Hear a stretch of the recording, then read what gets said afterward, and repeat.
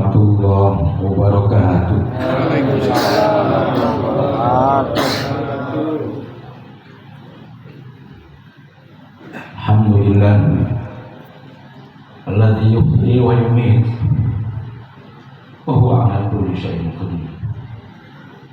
Asyhadu an la ilaha illallahul latiful khabir wa asyhadu anna Muhammadan abduhu wa rasuluhu al-basyirun nadhir. Allahumma shalli wa sallim wa barik ala sayyidina Muhammadin wa huwa sirajul munir wa ala alihi wa sahbihi alladziina hum sabiquna bil khair. Amma ba'd. Faqala Allah subhanahu wa ta'ala, innal mautal ladzi tafiruna bihi fa innahu laqikum wa lakum fi burujin musyayyad. Wa qala Rasulullah sallallahu alaihi wasallam, kun fi kulli ka'annaka gharib aw 'abid sabil aw kama qala Rasulullah sallallahu alaihi wasallam. Hadratul muhtaramin yang sama-sama kita hormati dan muliakan, serta kita junjung kehormatan, kemuliaan dan kehormatan para alim ulama, para kiai, para asatidz, para guru, para masyayikh. Yang maafkan saya belum bisa menyebut nama-nama beliau yang cukup banyak dari nama-nama beliau yang mulia, tanpa mengurangi seujung buku pun rasa hormat kami, rasa kagum kami kepada guru-guru kita yang hadir pada malam hari ini yang telah disebutkan nama-nama beliau. Terima doa kita pada beliau-beliau yang hadir pada malam hari ini, agar mudah-mudahan beliau senantiasa diberikan kesehatan, keafiatan, panjang dan damai, keberkahan dari Allah Subhanahu wa Ta'ala. Amin.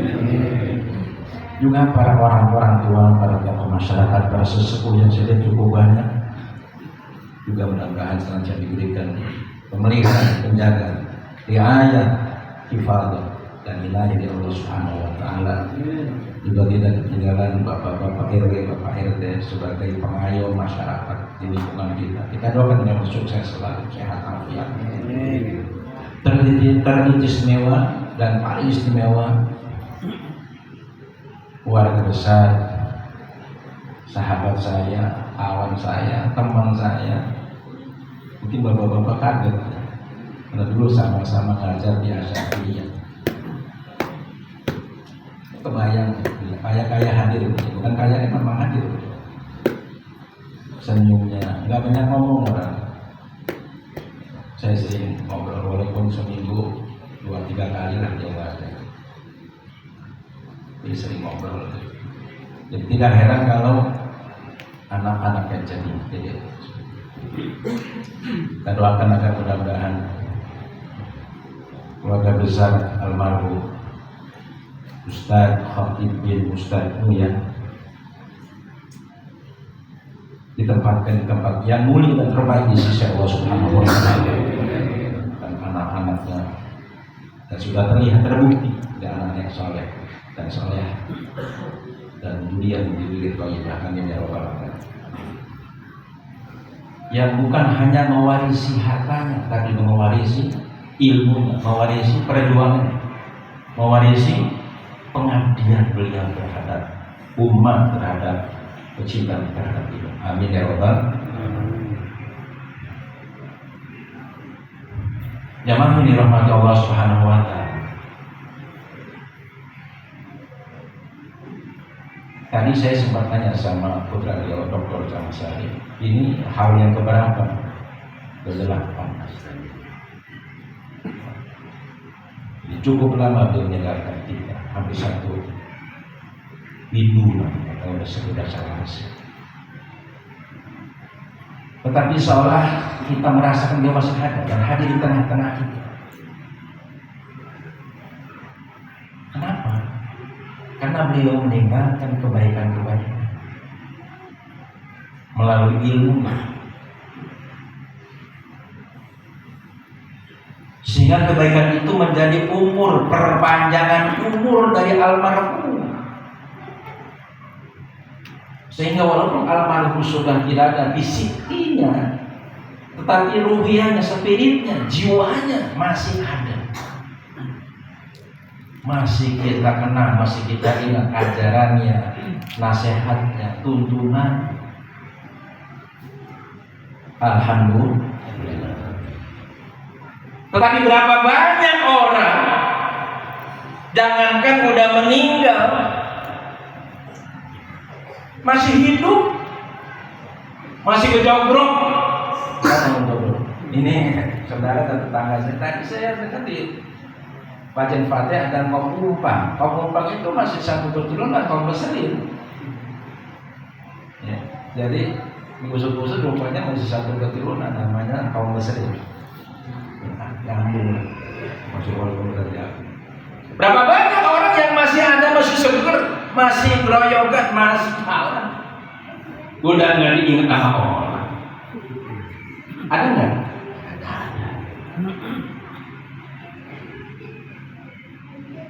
Nah, oleh karena itu almarhum walaupun mungkin usianya, beliau meninggal dalam usia berapa tahun? Ada 60. Dia lahir tahun, beda 11 tahun dengan saya. Saya tahun 54, dia 65. Meninggal usia berapa tahun? Ya 56. Usia sebenarnya sedang gagah-gagah.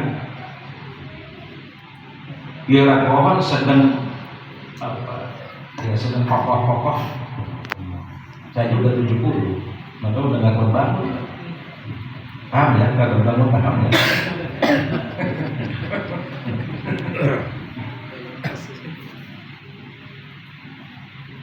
Tapi usia beliau masih terus dikenang. Sekali haul ini kan pada hakikatnya mengenang kehidupan beliau, mengenang jasa-jasa beliau, mengingatkan seolah dia di tengah-tengah kita ingat bayangan wajahnya, bayangan badannya, bayangan semua.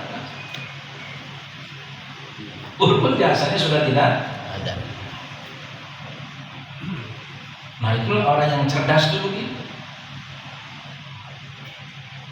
Walaupun mungkin usia kita 50-60 tahun, tapi kalau kita meninggalkan kebaikan-kebaikan, meninggalkan ilmu, maka nama kita akan terus dikenang seolah-olah kita hidup untuk selama-lamanya. Kan ada peribahasa, macan mati meninggalkan gajah mati meninggalkan gading, orang mati meninggalkan nama. Jangan tinggal utang. Karena utang gara-gara pinjol. Para jemaah sekalian,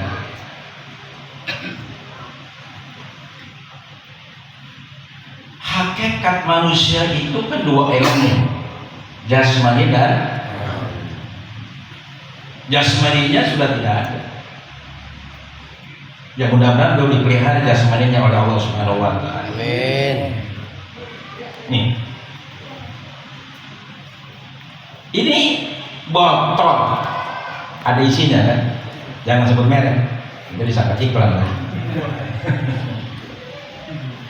Mana yang lebih penting, botolnya atau isinya? Isinya. Nih, yang dengan apa namanya? Bahasa ini. Pak, ini botol ada isinya. Menurut Bapak, yang penting botolnya apa isinya? Benar. Yakin? Benar. Setuju nggak? Kalau botol ini yang lebih berharga, yang lebih bernilai, yang ada harganya, isinya apa? Botol cangkangnya. Tergantung. Kalau isinya air murni ya mahal. Tapi kalau isinya comberan, ada harganya enggak? Jadi manusia itu tergantung apanya? Tergantung rohaninya, tergantung jiwanya, tergantung dalamannya, tergantung isinya. Kalau ini mani ini apa namanya cangkang? Kalau orang Jawa Kalau Sunda apa namanya? Cangkang. Apa sih kalau bahasa kita apa ya? Pak Dokter, apa kalau bahasa kita? Casing. Sekarang casing. Ini mah casing, ada yang panjang, ada yang kayak gini tuh kan? Ada yang bulat-bulat nih, ada yang bulat nih, gendut tuh. Ini casing. Orang kawin kok casing. Mau dipakai isinya gagah tuh. Ini kayak apa namanya? Lupa saya namanya. Animan. Hah? Animan. Animan ya. Tukar dong bijinya. Nah, boleh. Dia sendiri aja. Casing. Yang penting isinya. Ini kalau nggak ada isinya paling sekilo 4.000. Tapi kalau isinya susu, oh masya Allah. Jadi manusia tergantung isinya. Kalau hanya kita sebagai manusia MC saja, wal asri innal insana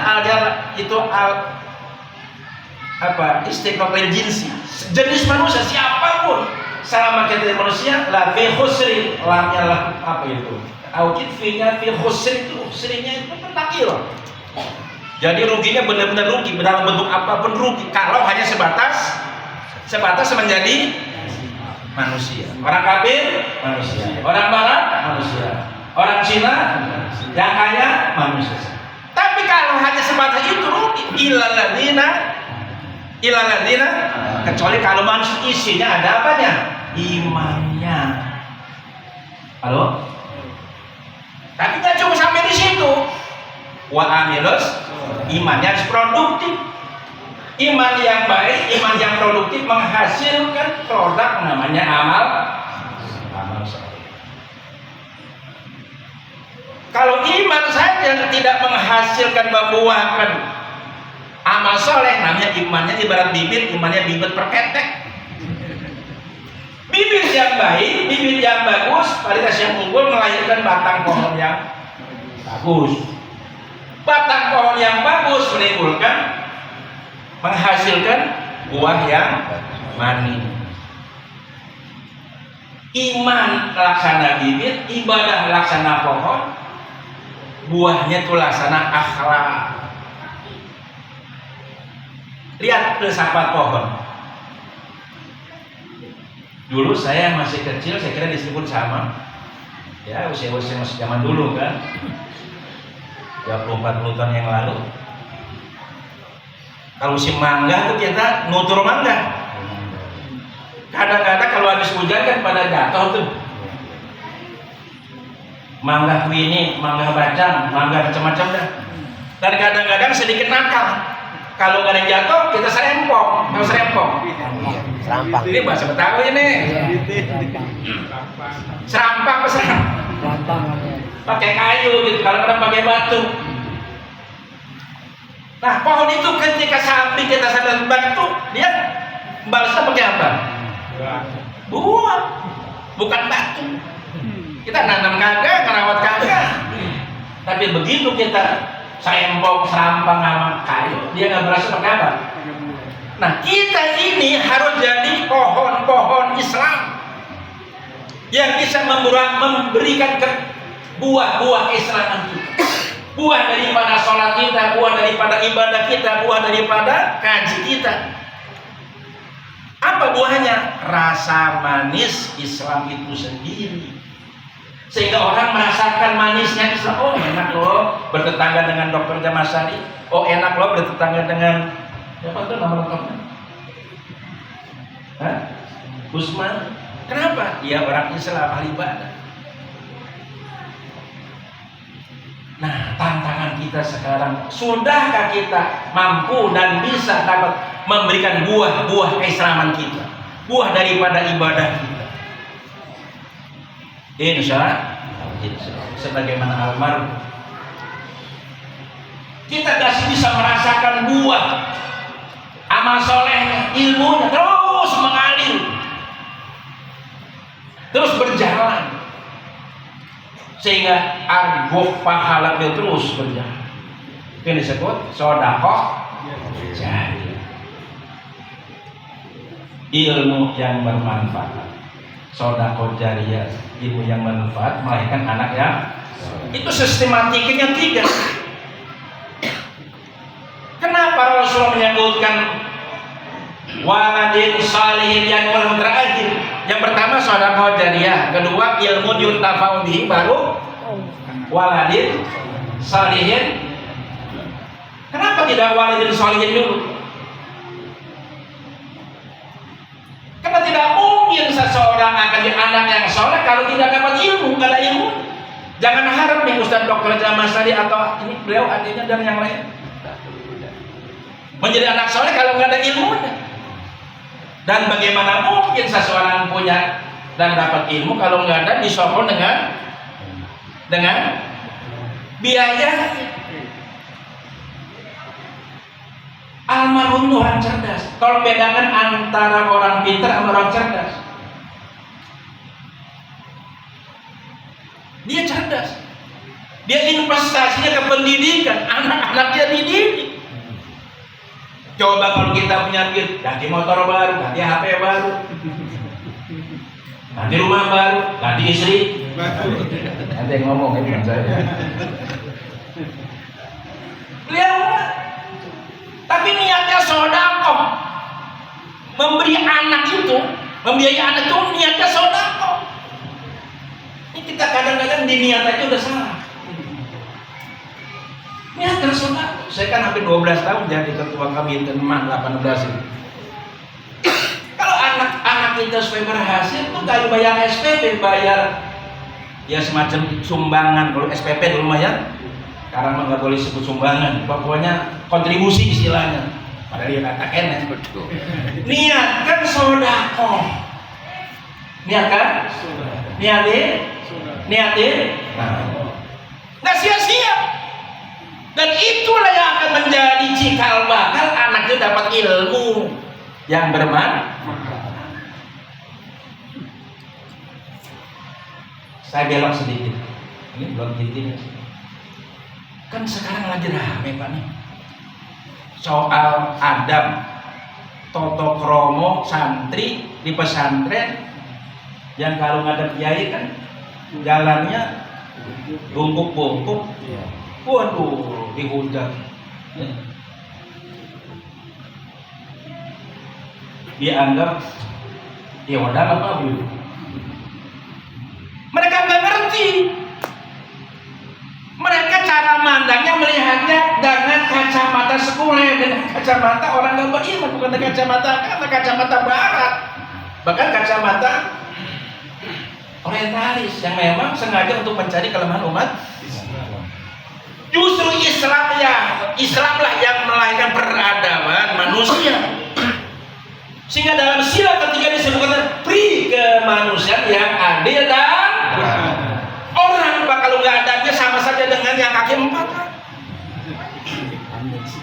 Justru bedanya manusia dengan binatang apa coba? Fisik bukan. Kita punya tangan, kunyuk punya tangan nggak? Kunyuk nggak? Kita punya mata, binatang? Kita punya hidung, binatang? Kita punya kelamin, binatang? Kan diam-diam. Kita begini, binatang? Sama aja. Justru yang membedakan manusia dengan binatang adalah apanya? Perilakunya, adabnya, peradaban. Islamlah yang melahirkan peradaban dunia, peradaban manusia. Dan itu tempatnya, lembaganya pesantren. Yang bukan hanya menghadirkan ilmu pengetahuan NC, lebih-lebih khususnya ilmu agama, akidah syariat dan akhlak, juga bagaimana melaksanakan agama itu dan mempraktekkannya dalam kehidupan sehari-hari. Sehingga lahirlah kemudian disebut akhlakul karimah yang kita sebut secara umum peradaban.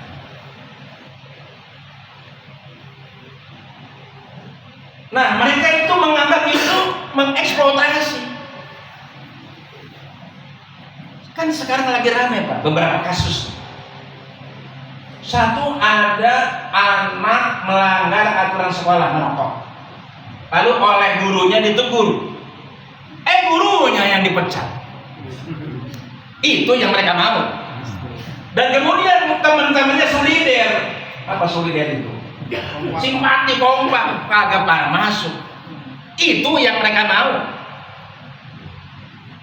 Masa yang benar disalahkan, yang salah di? Itu kacau namanya, terbalik, tergulak.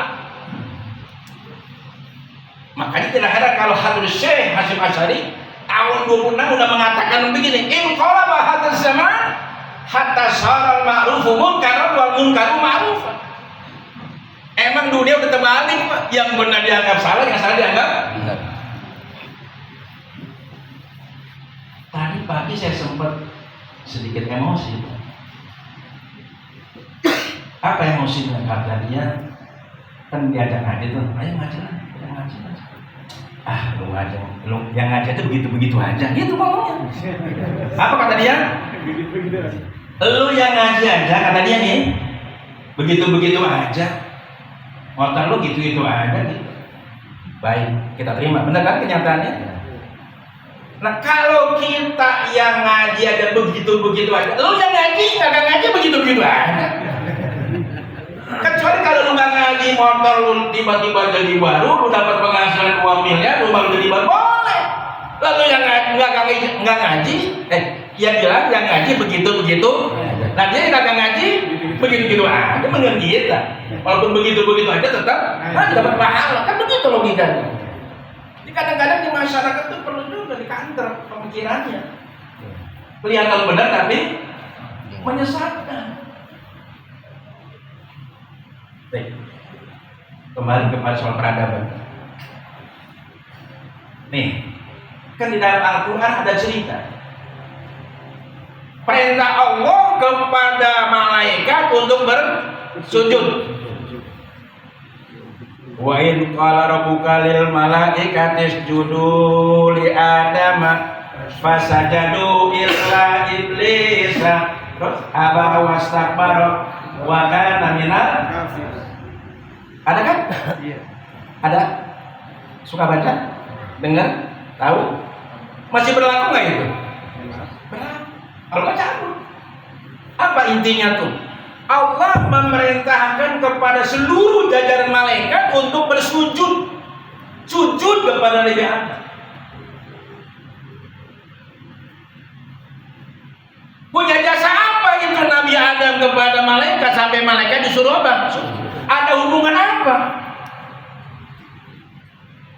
Entah tetap diperintah sujud. Sujud apa? Nah, para ahli tafsir menjelaskan sujud tahiyah namanya. Sujud membungkuk dalam rangka penghormatan, memuliakan, bukan menyembah. Ada sujud ibadah, ada sujud tahiyah. Kalau kita cium tangan sama guru, cium tangan sama orang tua, itu bukan berarti menyembah. Justru itu bentuk penghormatan, bentuk pemuliaan kita kepada orang. Nah, malaikat saja, malaikat kan makhluk suci, pasti suci, nggak pernah berbuat salah, nggak pernah berbuat keliru. Sedangkan Nabi Adam manusia, potensial untuk berbuat keliru, tapi tetap karena ada potensi yang lebih dahsyat di dalam tubuh Nabi Adam menjadi khalifatullah, ya, maka disuruh sujud. Nah, sekarang hubungan anak sama orang tua, adakah hubungannya? Ada. Jasa orang tua kepada anak ada nggak? Bukan ada lagi, dari ujung rambut sampai ujung kaki, setiap tetesan darah kita, setiap templik daging kita, setiap kerat tulang kita, setiap pori-pori kulit kita, itu tidak lepas dari jasa dan pengorbanan orang. Ini kita kan udah jadi orang tua. Dan kita kepada orang tua kita siapa kita? Anak. Kita juga punya utang budi. Wajar, pantas, layak kalau kita hormat, menghargai orang. Jangankan cium tangan, cium kakinya boleh. Boleh. Asal tujuannya penghormatan dan memuliakan. Tapi itu yang mereka kritik Pak habis-habisan. Mereka maunya tuh kasusnya ada anak SMA, bajunya nggak dimasukin ke dalam, Ditegur sama gurunya, buka baju nanti berantem Pak. Itu yang mereka mau. Itu kan hasil pendidikan sekuler Pak. Yang nggak kena iman, nggak kena akhlak, nggak kena agama. Mau. Dan sekarang yang mengajarkan tentang akhlak, tentang peradaban hanya pesantren plus masjid dan majelis taklim itu.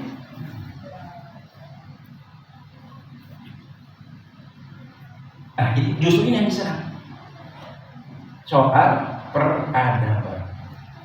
Karena benteng Islam di Indonesia tinggal satu, pesantren. Maka oleh karena itu kita berharap masjid juga harus mengambil peranan penting dalam fungsi-fungsi taklimiyah, fungsi tarbiyah, sebagaimana fungsi masjid pada zaman dahulu. Kenapa? Karena kita melihat sekolah-sekolah formal kurang bisa memberikan pendidikan akhlakul karimah. Terakhir, update terakhir, kasus anak mati di kelas dipukulin sama teman-temannya sekelas. Dan yang terbaru, masjid tuh, sono ada orang numpang apa nginap apa itu, dipukulin. Ya Allah. Nah, ini oleh karena itu pentingnya pendidikan apa? Oleh karena itu saya lihat ini ada apa ini apa ETK apa ini. Nah, inilah yang harus kita jaga, kita pelihara agar anak-anak kita betul kita ya. Kita bekali ya. Soal mereka mau jadi pedagang, mau jadi apapun terserah. Yang penting sudah punya basic, punya dasar keimanan, ibadah dan akhlakul. Insya terakhir karena saya harus kerja waktu. Tadi kita singgung bahwa botol ini akan berharga tergantung isinya. Manusia berharga kalau ada isinya. Isinya apa yang berharga, yang bernilai? Iman. Apa? Iman. Nah, iman itu sendiri ada iman taklidi, ada iman istidlali, ada iman hakiki. Ini yang perlu kita pikirkan. Berdasarkan keilmuan. Ada ilmu yakin, ada ainul yakin, ada Pak, ini apa namanya Pak? Apa namanya? Benar? Benar. Kenapa Bapak katakan ini jeruk? Kita lihat pengetahuan kita, persepsi kita, konsep kita tentang ini jeruk itu baru namanya ilmu yakin. Ilmu apa? Gampang aja dah. Kalau udah kita pegang, oh iya benar jeruk nih, tuh ya. Nah ini namanya hakul, ainul. Nah kalau kita udah kupas, dimakan, rasanya manis, nah itu namanya hakul yakin. Nah beriman kepada Allah tuh harus sampai tingkatan hakul yakin. Apa rasa? Rasa keyakinan kita kepada Allah harus sampai dirasa. Bukan di mata, bukan di telinga, bukan di mulut, bukan di akal, bukan di hati, tapi dirasa. Dan rasa itu dimanapun ada. Rasa manis ada di jeruk, rasa manis ada di salak, rasa manis ada di semangka, rasa manis ada di paya. Dimanapun nggak bakal keliru. Kalau kita sudah merasakan rasa manis, kita bisa merasakan Allah dimanapun, melihat apapun. Nah itu harus sampai ke situ. Dari ilmu yakin naik menjadi ainul yakin, naik lagi jadi itu yang perlunya belajar. Maka ada kulit, ada isi, ada rasa. Syariat, hakikat, yang menggabung lagi itu repotnya. Caranya mengupas, kan ada caranya mengupas. Kalau nggak bisa caranya, nah itu pentingnya kita. Karena Islam itu 3 elemen. Ada Islam, ada iman, ada ihsan. Itu satu kesatuan yang tidak bisa dipisahkan. Ibaratnya ada kulit, ada isi, ada. Sekarang kalau kulitnya doang, ya nggak ada, kurang manfaatnya. Kalau isi nggak ada kulitnya, cepat busuk. Tapi kita coba tidak cukup hanya kulit dan isi. Kita harus bisa beragama, harus dari Islam ke iman ke ihsan. Nah, ihsan itu mainan rasa. Sir namanya.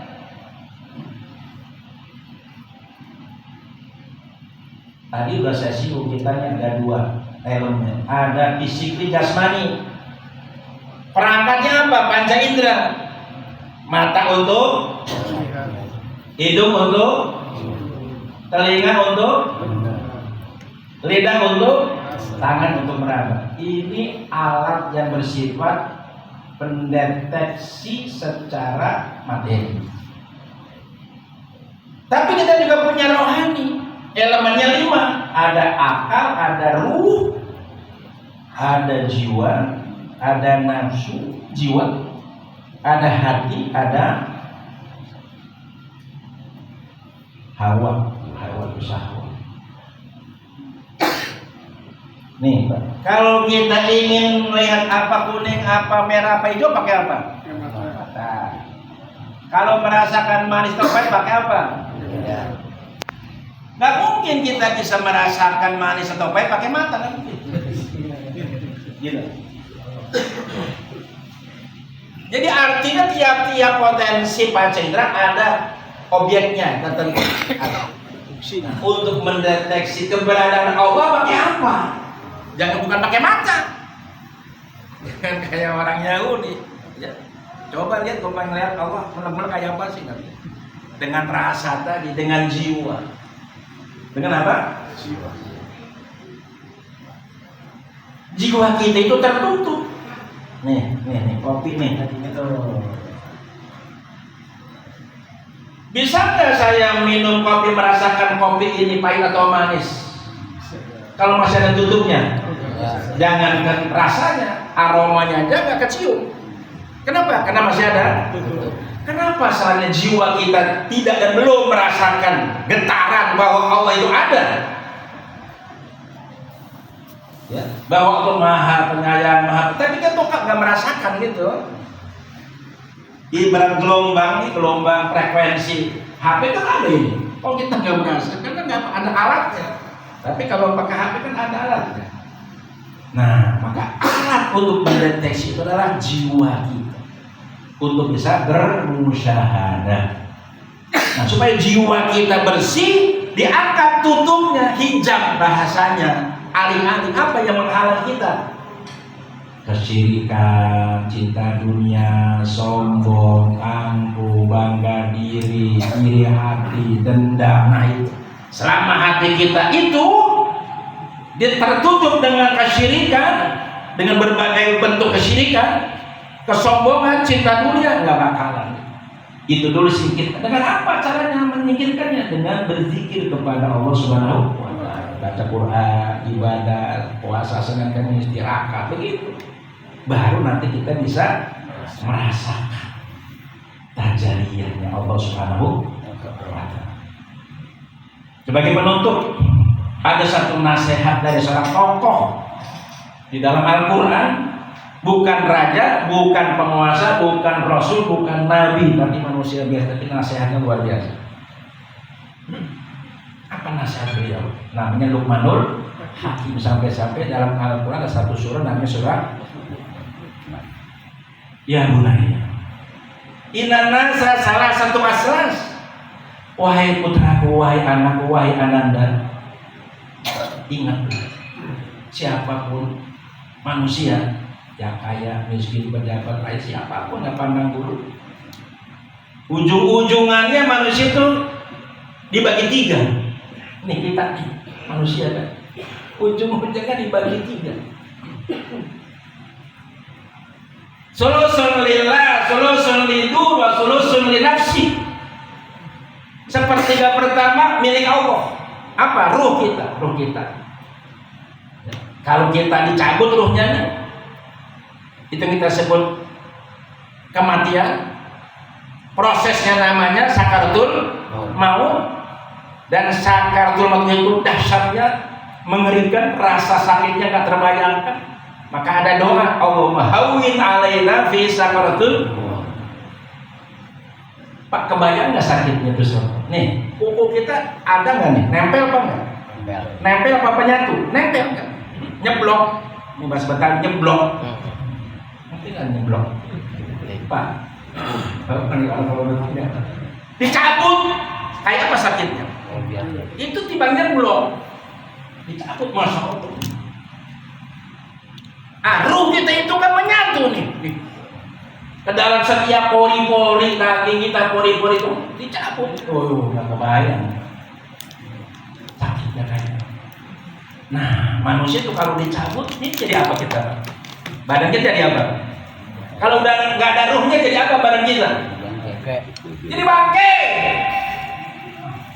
Karena manusia nyebutnya mayit, halusnya jenazah, padahal mah bangke. Ini saya jadi bangke Pak.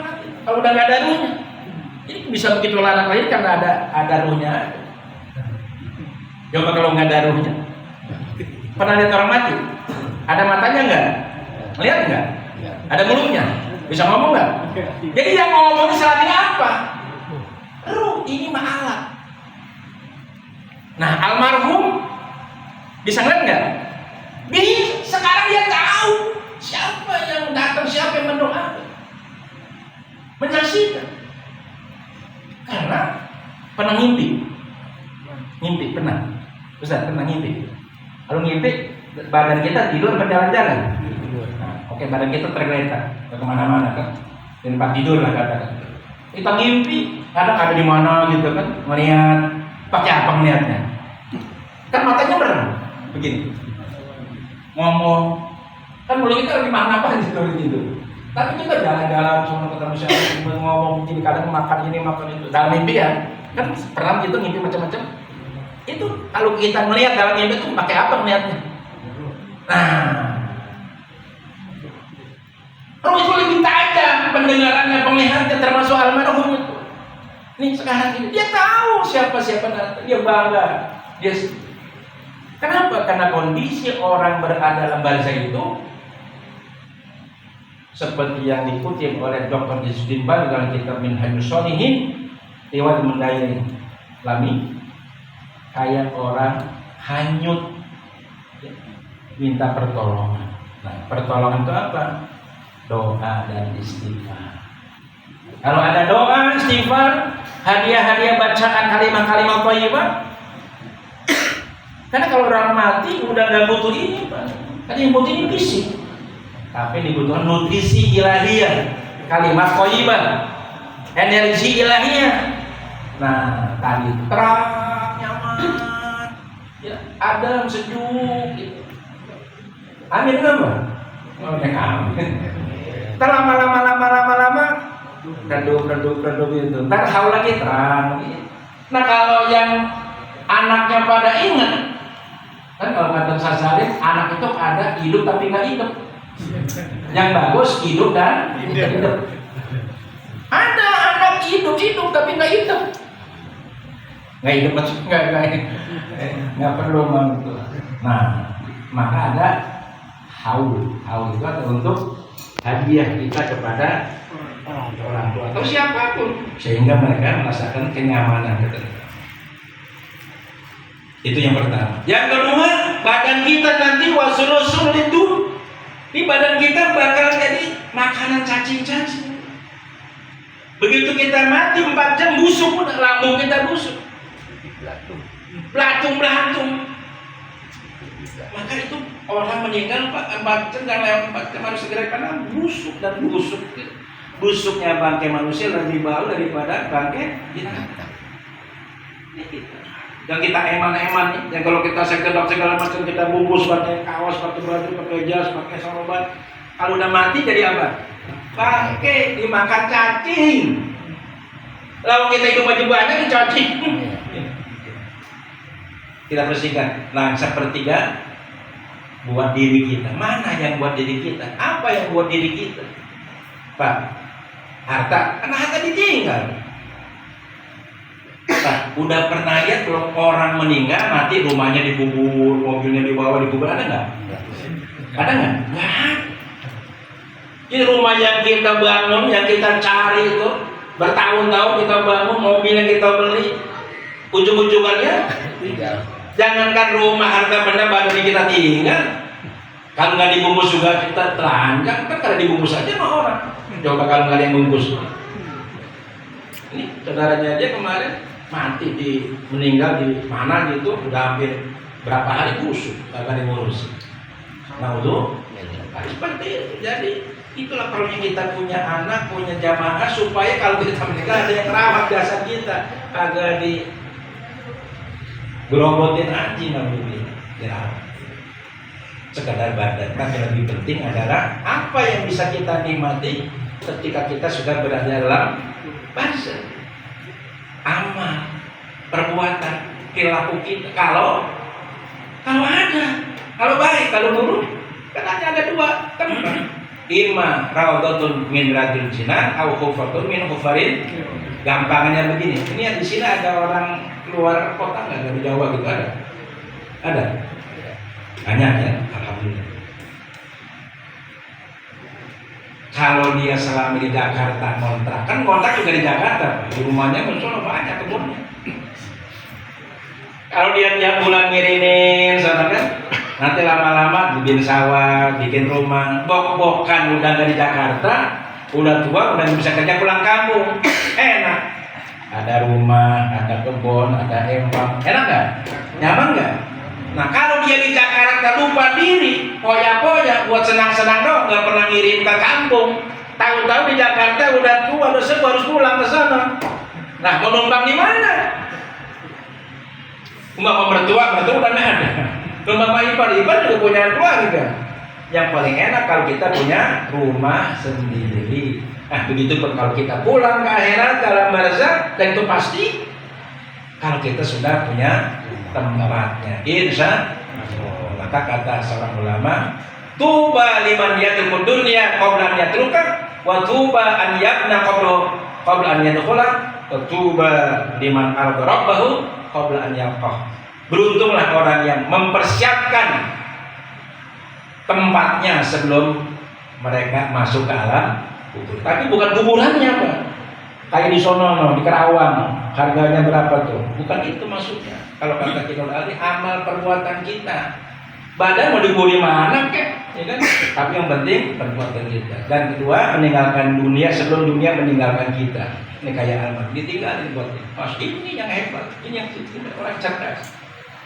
Yang ketiga, dia membuat Allah redha sebelum dia bertemu dengan Allah. Nah, kita pasti berjuang. Apalagi kita misalnya sudah ada Pala 6 semua nih, ibarat matahari udah jam 5, udah setengah 6. Kalau ini baru tuhur panjang. Nih tuh udah baru kuburan. Syaratnya 2, faman kana yarju liqa rabbih falyamal amalan shalihan wala yusyrik bi ibadati rabbih. Nah, ayo. Mumpung ada kesempatan hidup, kita nggak tahu berapa tahun lagi, berapa bulan lagi, berapa minggu lagi, berapa hari lagi, berapa jam lagi, berapa menit lagi, berapa detik lagi, kita nggak tahu, rahasia Allah. Tapi yang penting kita beramal soleh dan jangan melakukan kesyirikan. Insya Allah. Itu saja yang dapat kami sampaikan. Sekali lagi mari kita doakan agar mudah-mudahan almarhum diterima iman Islamnya, dipahami kebaikannya, dan ditempatkan di sisi Allah di tempat yang sebaik-baiknya, dan dengan kuburnya raudhah min riyadil jannah, serta anak cucu keturunannya dijadikan anak cucu yang soleh dzurriyyah. Begitu juga anak-anak kita. Al-Fatihah.